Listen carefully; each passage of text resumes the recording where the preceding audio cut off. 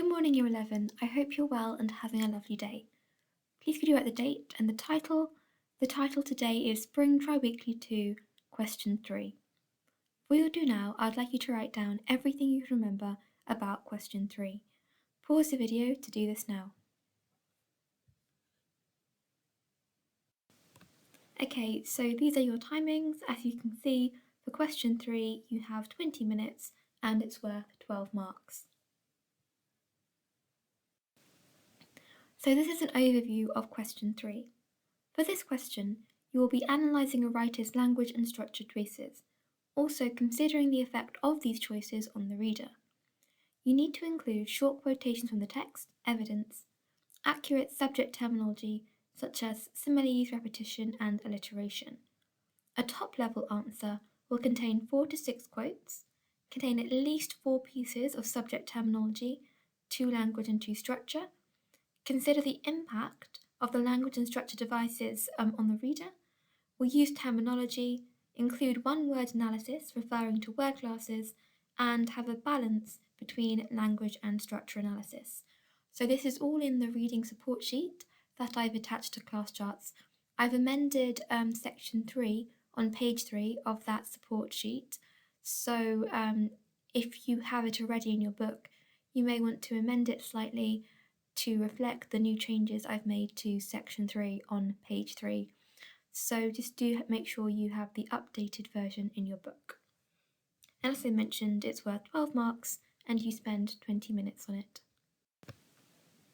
In terms of planning, first step is always the same. You highlight or underline key words from the question. You're going to get no marks or very few marks if you don't understand the question. So whatever the task is, that's always your first step. Then your second step is to read through the relevant section of the text and highlight all the language and structure devices you find.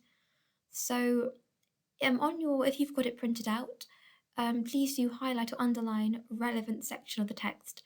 It sounds so simple, and I know you're probably thinking, of course I'm going to get the right section, but in the papers I marked 30 papers, not even less, I marked 25 papers for the last set of mock exams, and 2 people got the wrong section of text.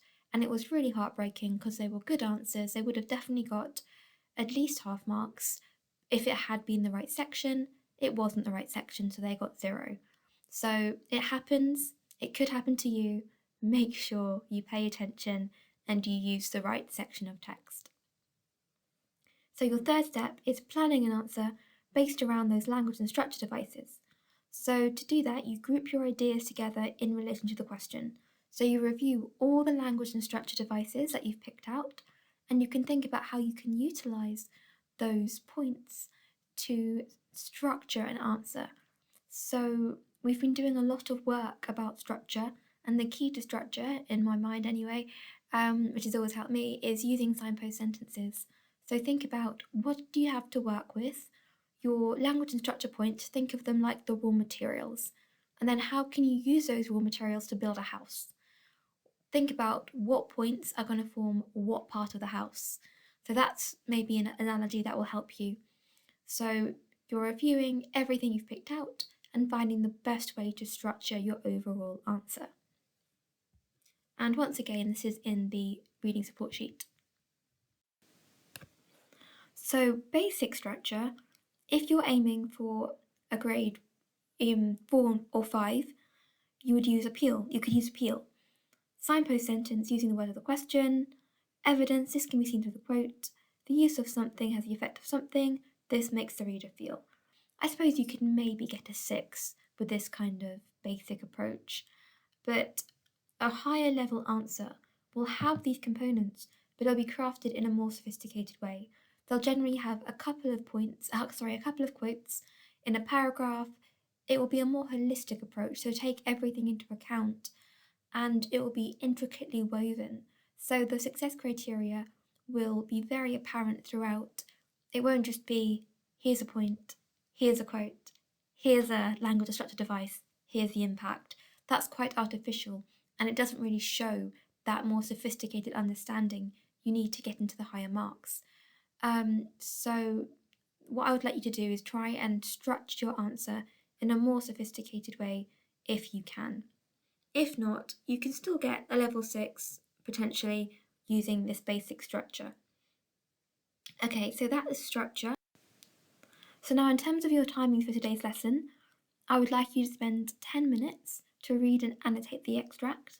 Of course, your first step is to make sure you've highlighted and underlined the question, really important. Then you're going to have 20 minutes to write your answer. As always, with these online lessons, please could you write it in a Word document and upload the Word document. It makes it so much quicker for me to read.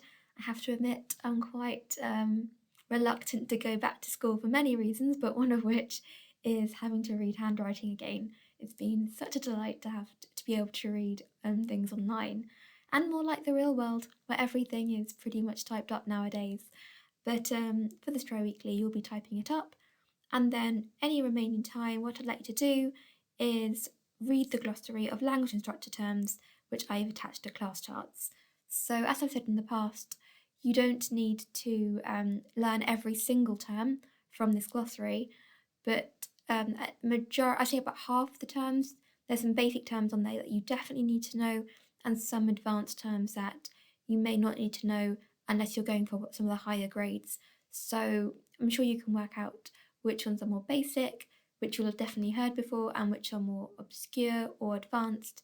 And like I said, you don't need every single term, but that will be a really good way to utilise the remaining time in today's lesson. But as a final point, please could you upload both the annotated extract and your answer to class charts. It'll be really helpful for me to see what you've picked out in terms of language and structure, because of course that is the base point for your answer. And that will really help me when we're doing tomorrow, which I'm currently planning as a live lesson where we'll go through the text together. It probably won't be a full lesson, we'll just go through it together, talk through the planning process. I'll show you a grade 9 answer or two, and then maybe you can do another paragraph as well. So that's the timings. Please could you now pause the video to complete your tri-weekly and everything else on this slide. Okay, so that is the end of today's lesson. Thank you very much for your hard work. I look forward to reading your tri-weeklies and speaking to you tomorrow. So thank you once again and have a lovely rest of your day.